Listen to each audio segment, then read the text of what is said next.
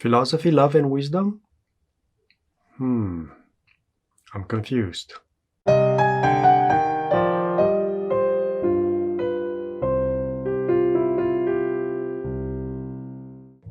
Hello everybody, and welcome to the third part of my brief introduction to philosophy. If you haven't watched the previous two videos, I'd highly recommend that you do so. For your convenience, I've created a playlist for the entire series where all the videos are arranged in proper order. You can find the link in the description below. On my website, you'll also find a list of suggested readings, as well as my sources. If you like what I'm doing here and wouldn't mind seeing other similar materials, please subscribe to this channel and allow its notifications so that you'll get my videos as soon as I'm posting them. I also included in the description below a link to my channel's manifesto, where I explain the kind of subjects I hope to explore in the immediate and distant future. I cannot thank you enough for your willingness to join me in this journey through great ideas, authors, books, and works of art. In the previous video, I identified 3 uses of philosophy in common parlance. I concluded that video by suggesting that, to a great and surprising degree, philosophy is closely related to wisdom. I admit that at first sight, this particular connection is not immediately clear. In order to understand it, we have to turn to what scholars call an etymological analysis. Etymology is a fancy term for the roots or origins of a word. When you do etymology, you ask when and where was a word invented, and what were its original meanings. The word philosophy seems to have appeared sometime between 6th and 5th century BCE in ancient Greece. This part of the world gave Indo-European languages quite a few other words. Many of them are, interestingly enough, related to science. The words biology, anthropology, astronomy, and even pedagogy, to name just a few, are Greek in origin. Those of you interested in politics may already know that almost every word that designates a system of government, no matter how pure or corrupt, has appeared in ancient Greece.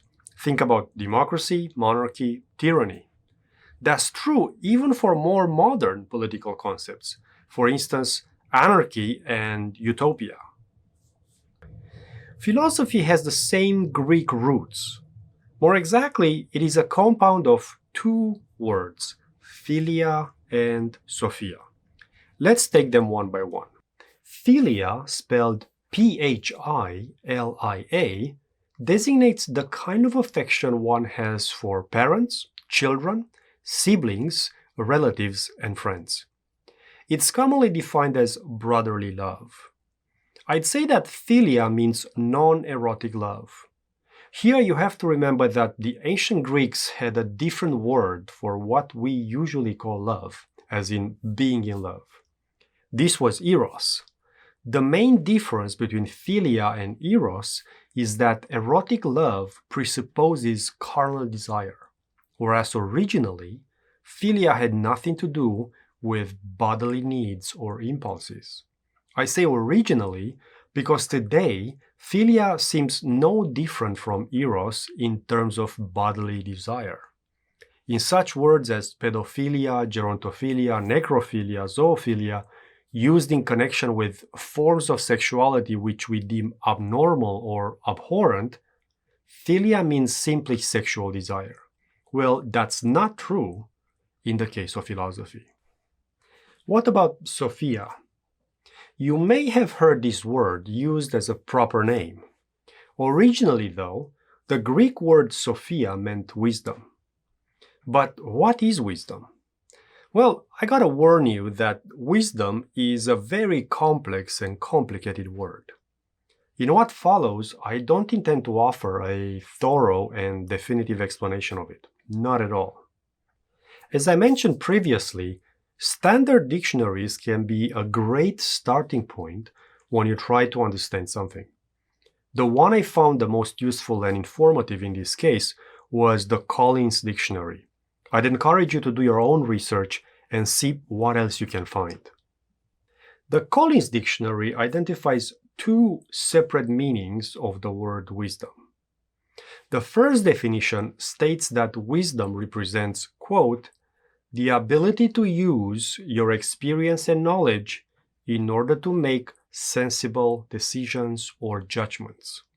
To repeat, the ability to use your experience and knowledge in order to make sensible decisions or judgments.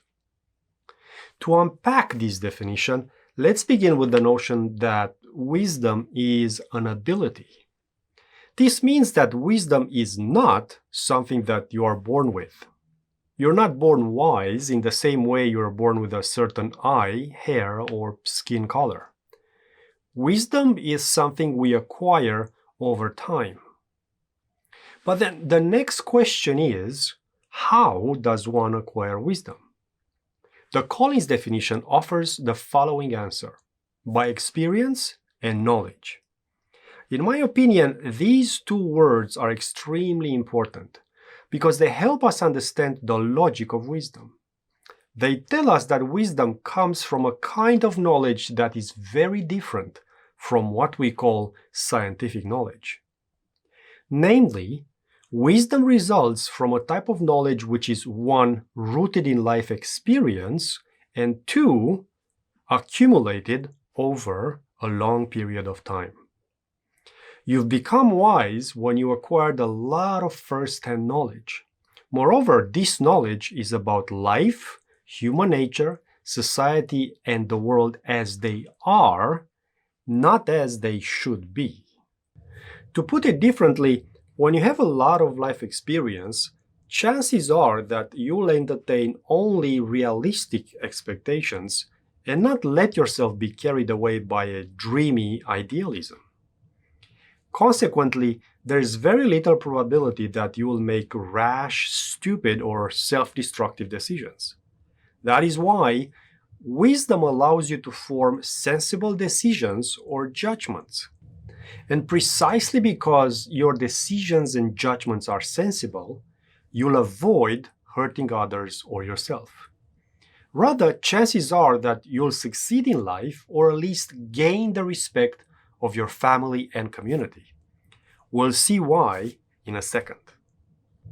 Now, some of you may be a bit more impatient.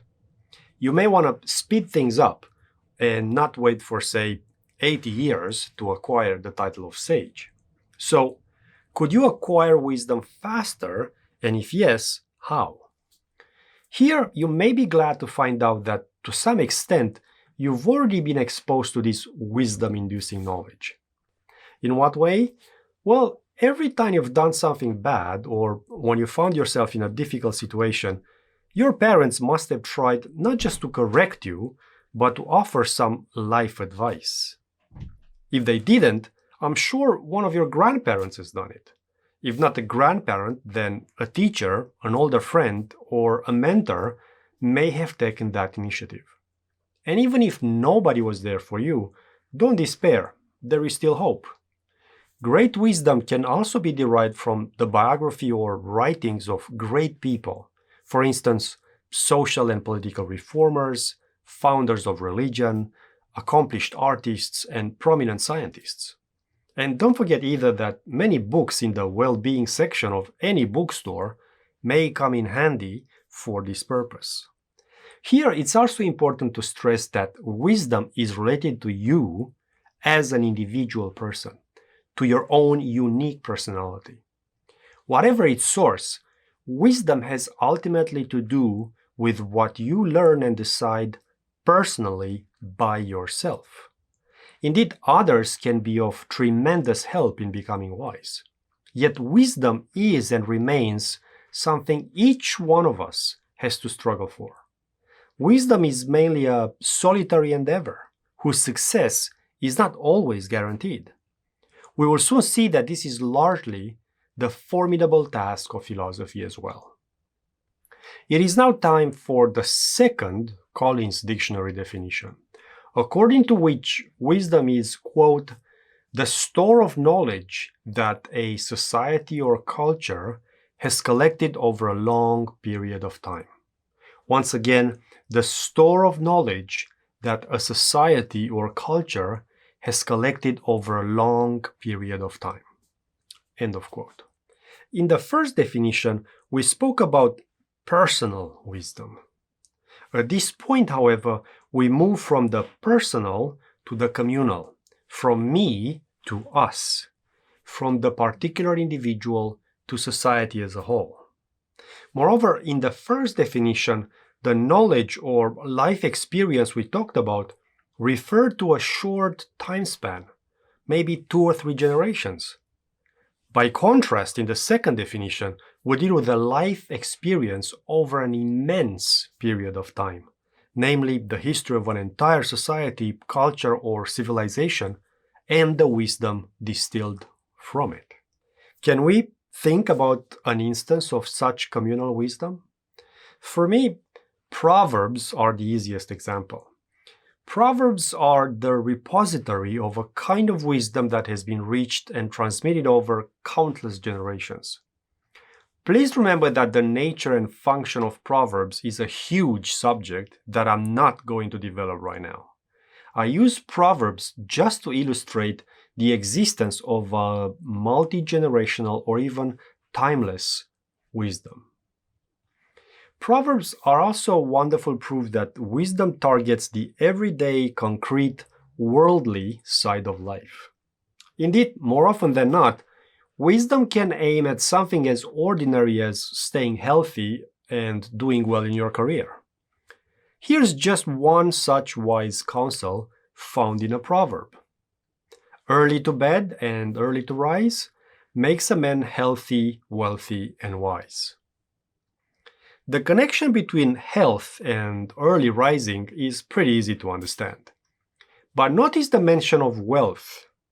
In this regard, the wise advice seems to be wake up early, work hard, be punctual, and you'll get wealthy. I know that these days, waking up early is not quite enough to allow anybody to thrive financially.